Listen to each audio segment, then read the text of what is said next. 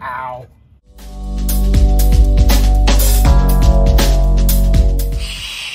Sheesh, we are buried. We got to catch up. So, good week last week. We scooped the Corolla. I can't. Would love to get really deep involved into that. I really should have bought some parts for it, but I haven't. Need to get a distributor, cap, rotor, plugs, plug wires, and start fiddling with the fuel system. Decide what we're going to do with the carb, because I know that one's not going to work. Do we buy a Weber? Do we buy Webers?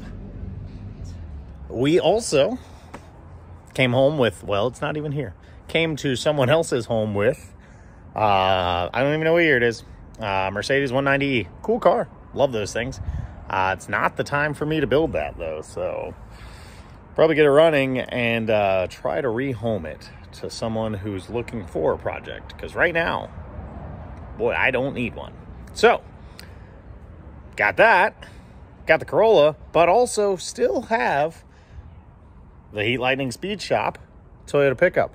Still needs an oil change, still needs a gas tank cleaned, and still needs the radiator fixed and the rear brakes done. So I think today, gonna knock out the rear brakes and probably drop the tank and pull the rad out of the white Toyota pickup. And get this thing scooted back from the wall a little bit. Oh, Lord. Been using it as a trash can, apparently. Sorry, guys. And helmet storage, because, well, that's what you would do, you know. Go! Jesus! Until you hit the Corolla, how when you stop?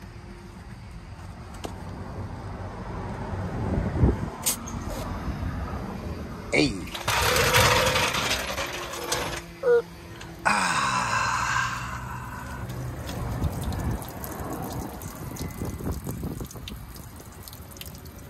Refreshing. I just remembered that this is completely full of water. It's going to drain all over the driveway, and then I'm going to be laying in this pond. Well, I've had a couple of these trucks, but I've never dropped a gas tank out of one, so I guess we're not very high off the ground. Jeez, right in my face. Anyway, appears here to be, what, 17? Drain plug. Okay. Yeah. And much like the wagon, she's, bolted in. Okay. 2 14s, 12s. Yeah. Little dust shield, and up in here, you might notice a couple more. Where do our fuel lines and such come from? Right there. Way up there. So, hopefully there's enough slack in that stuff we can drop it down and more easily grab that. Yeah, we'll need to do the filler neck. Oh, that's pretty easy to get from here. Yeah, and the filler neck. Yeah. Guess we'll just, you know, do it then. Yeah. Hey. Anyway, so, left a lot of my tools in the backyard. We're going to have to make a couple trips down there to get to the stuff that are left in the Corolla. But, anyway, that is pretty loose. Holy cow, that's a lot. Ugh.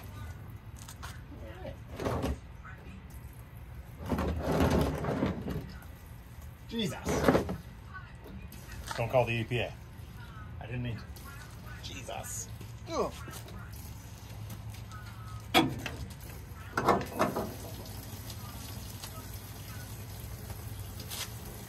It's amazing how much fuel that is. Amazing. You know, the gas gauge not working on this thing is quite the headache. So, ran out of gas last time I drove it. 3 gallons in. Drove it around after that. And, well, we're, about 20 quarts and overflowing. Another pan. Hurry! That gas gauge definitely doesn't read right. There's 8, 10, easily 8 gallons of fuel in that truck. The small environmental disaster I just created has led me to not want to do that anymore. So, today has not gone to plan. I'm not having a good day. So, I'm going to drink beer, burn some boxes, and order some parts. Because, well, maybe that'll help.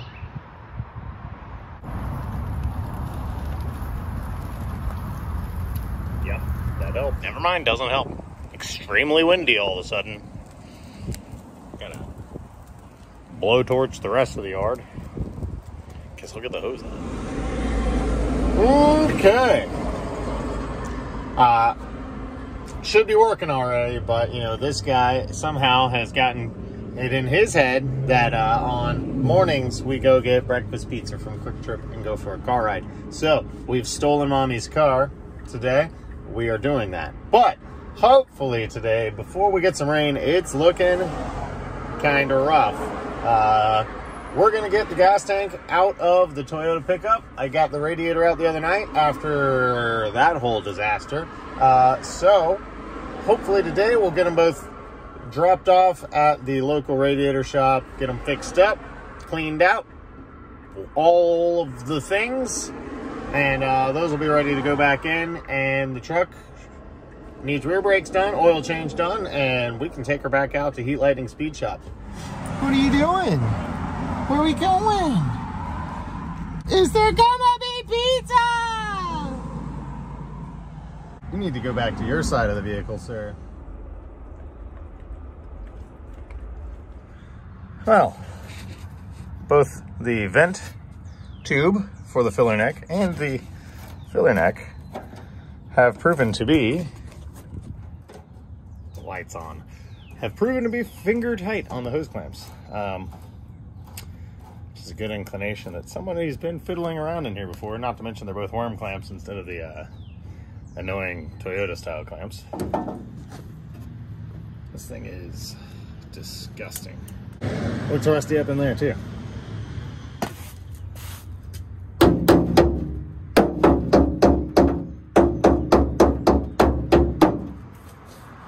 So much dirt. So, I believe my plan with the fuel lines will be to go ahead and drop the tank down, gain access to where I can hopefully visually see them, and disconnect them with the tank hanging.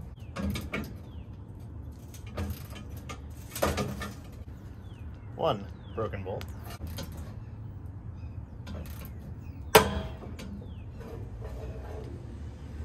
Two. All right.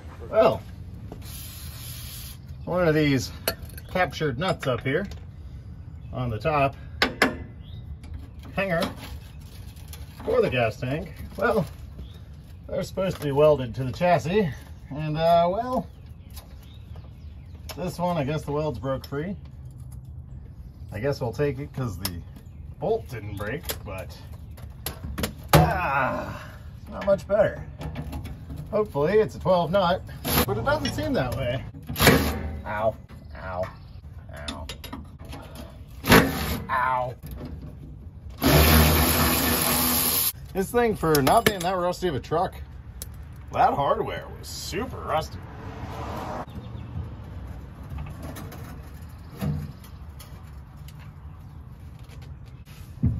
Oh, Jesus.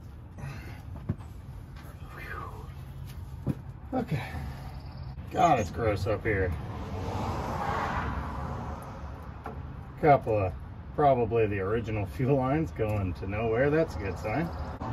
So, to help identify these later, I'm going to drop this straight on the ground so you can see it better.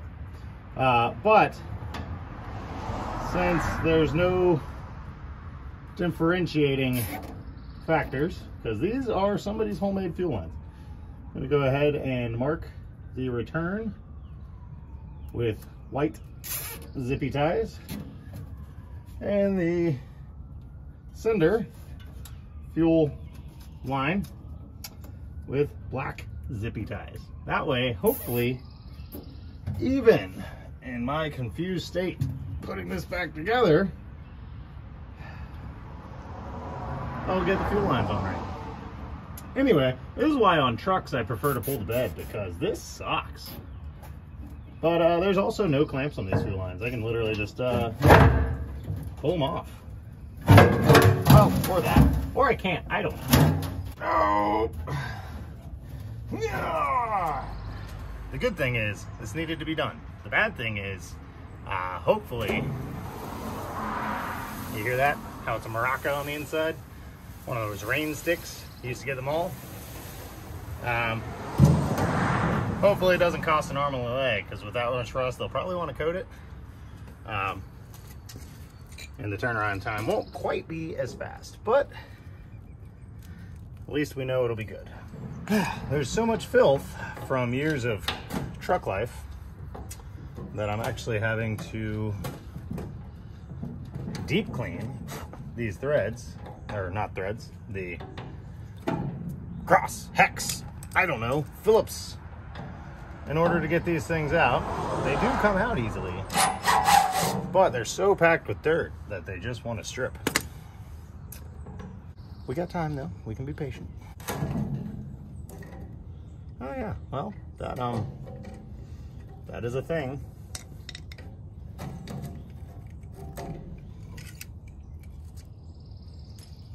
Oh yeah, crispy. Yep, nice. It's crazy because clearly someone has been in here to fix something, but it was so long ago that this much stuff has accumulated on top of this cinder.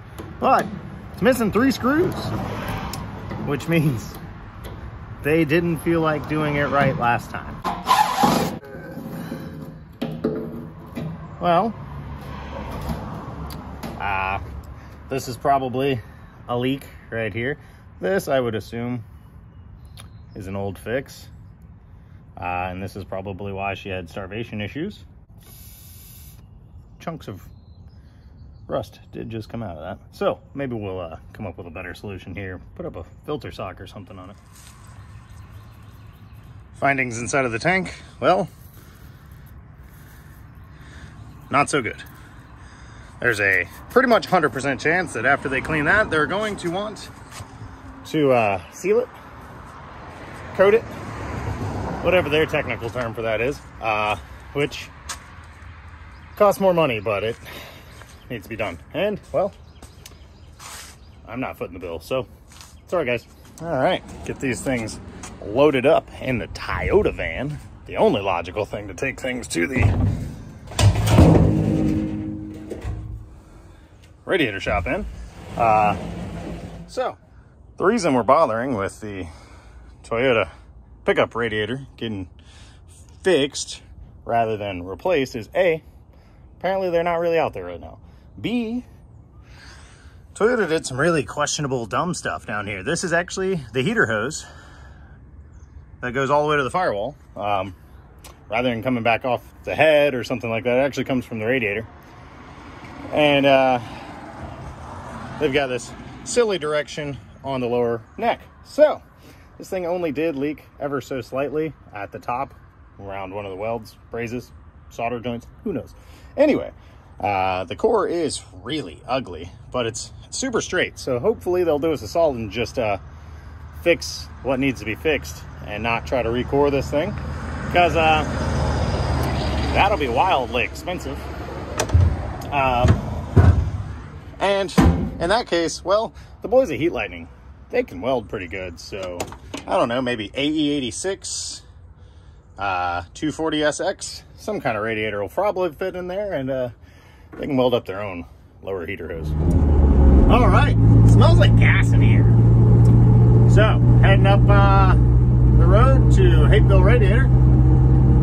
Fingers crossed they'll do us some good work, which I know they will.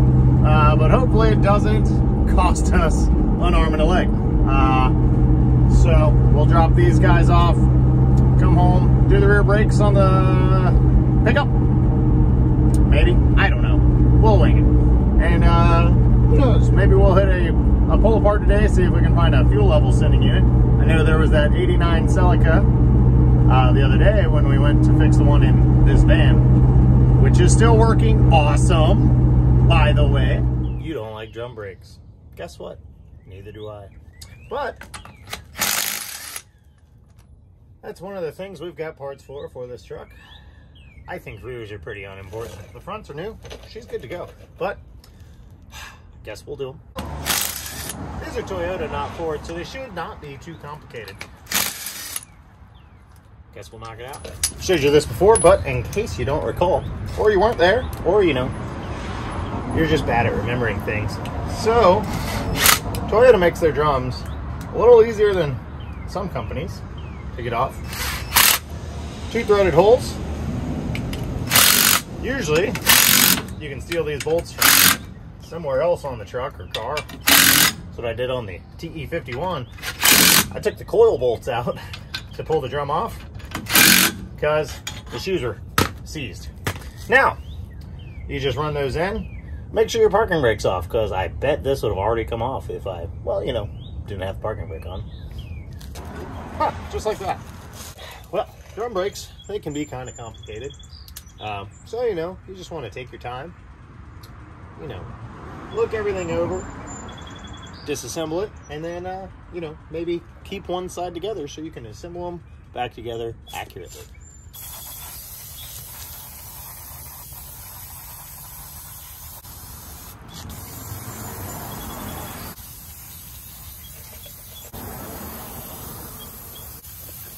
And just like that, as you can see, these are completely rebuilt.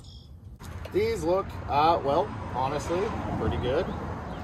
Probably not that old. In fact, the shoes are brand freaking new. Well, these drums have almost no scoring at all, no lip, and, well, the shoes, they are, I mean, to the best I can tell, literally brand new. Almost no marks on the lining, like they're just not even adjusted out far enough to really hit in normal driving. I know the fronts were, 2 of the pistons, they're 2 piston calipers, 1 piston on each was like sticking, so you didn't get a lot of pedal travel before the thing was like, wow, stopping. And I'm thinking maybe that means the rears weren't even seeing enough fluid transfer to expand them out to really even work, because there is like only minor wear on there. So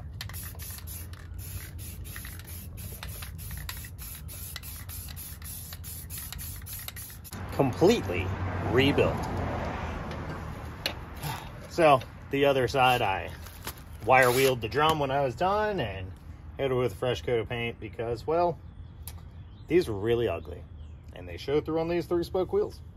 So I couldn't very well leave this one ugly, so I had to come back around and do it. Oops, missed this. We got to rebuild the axle too. Rebuilt. Had such success with that Camry last time. Walking up, see a Champagne Camry. It's like, oh, the front wheel drives are easy because they're under the back seat. And then I go and I walk up to the back door and holy crap, it's a 2-door Camry. Talk about an odd one. Not a Solara, 2-door Camry. Found a pretty decent one in this 92 Corolla wagon. It had coilovers on it last time I was here. They're gone. And it had bolt-on spacers. So someone's in the green. 86 Toyota pickup. I bet that sending unit's pretty close. Too bad someone put a wooden flatbed over the gas tank. Never mind. Definitely would have worked great, but it gone.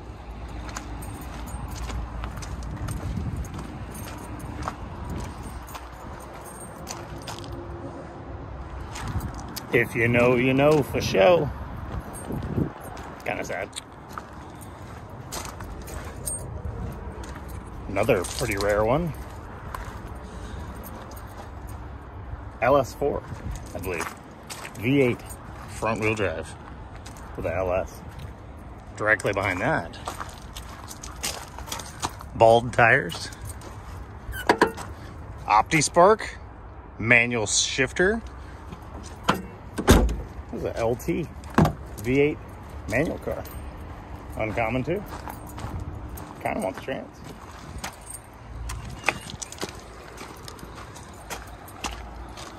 GXP. So rare, I found another one of the same day.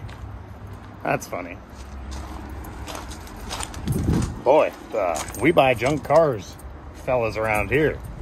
They just don't care. Another one, 5.3. It's a wonder. You couldn't possibly find this car to buy if you were looking for one. 3 of them in pull apart right now.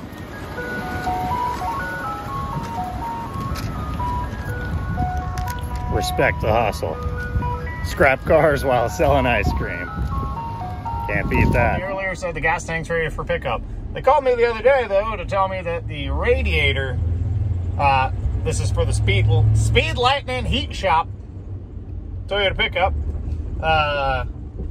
The radiator, it was going to need to be re-cored, blown out tank in that thing. So we're probably going to try to make something else work. But we don't have a radiator anymore because it went from just being a leak to a blown the hell out tank. Yeah, so got to figure that out next. So anyway, here are my findings. My 89 Toyota Corolla level sending unit is either bad or works on a different ohm scale than this 82 Toyota pickup. Possible. Wiring colors are the same, so it's not working. However, I did find currently the gauge is not empty. I have the OEM sender plugged back in. Now, what I found when I took it apart was A, very bad contact, and B, contact that shouldn't be being made. So, as you can see, she's extremely rusty and archaic. Well, let's see. Let's place it in a manner where it should be showing full on the tank, and let's see where the cluster is going. Okay, so the needle is climbing. I don't think the arm is quite exactly at full, but nonetheless, you can see it's showing working. Now, what I found was, because the sender is so rusty, there was actually built up rust in here, and it was making contact between the plate that everything's mounted to and the coiled up wires.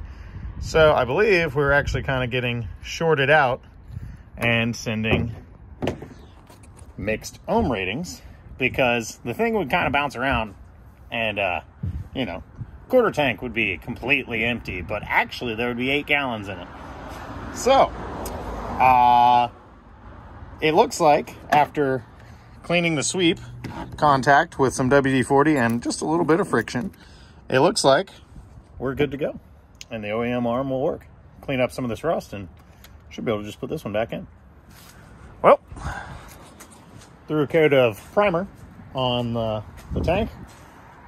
Not probably the best paint, but hey, it's what I had laying around. So that's what I got. Cleaned up fuel level sending unit is working again.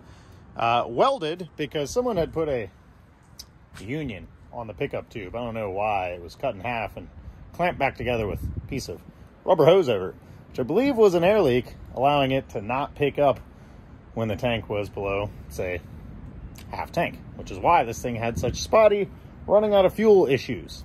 Fresh crush washer on the drain plug, ready to slide her back up in there. So should be good to go. Well, I reckon what we gotta do now is put some gas in it and see if the gauge starts to move. Well, this is great. I don't know. There's 5 gallons in there, so should at least read quarter tank. We got nothing. It was barely plugged in, so I went down there, plugged it in better. Totally, that was a fix, right? Nope. Not very happy about that.